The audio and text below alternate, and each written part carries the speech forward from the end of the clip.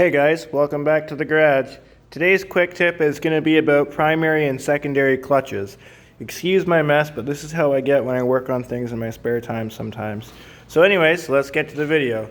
We're not going to talk about repairing clutches today. We're going to be simply talking about removing them and reinstalling them. And the biggest quick tip that I can give, now this is geared mostly towards the primary and secondaries. Some other primary clutches are different, but on a lot of the Polaris 4-stroke and 2-stroke ATV engines, they have a chamfered crankshaft, which means that basically the crankshaft to primary clutch coupler, there's no keyway or anything, it's just a pressure fitting. It's got a chamfered edge on it. So torque is really, really important when reinstalling the primary clutch. Another thing that's really, really important is to not use any kind of Loctite or anti-seize on the crankshaft or the primary clutch when reinstalling it. The reason that is because there's no keyway or there's nothing on the crankshaft to keep the primary clutch from slipping. The only thing that keeps the primary clutch in place of the crankshaft is torque, because this is a chamfered pressure fitting.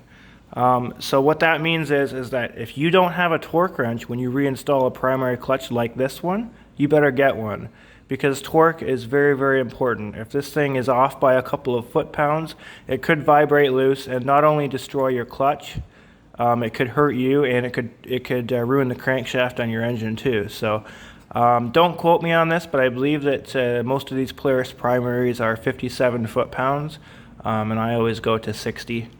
Now, the secondary clutch is really easy to reinstall. I forget what the specs are for torque on these, so you have to look it up.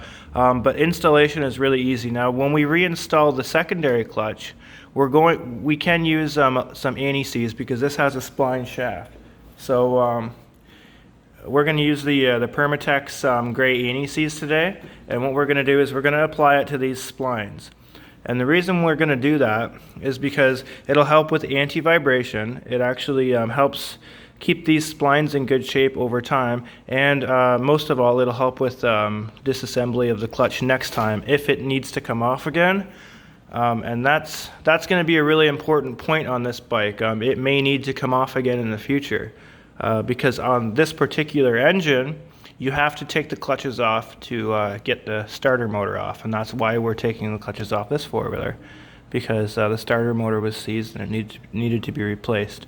So if you're gonna remove and reinstall this, you can use anti-seize. You want to use anti-seize on the splines. You do not want to use anti-seize on your torque bolt. Okay, you want to use a good red or blue Loctite. Preferably red on these threads.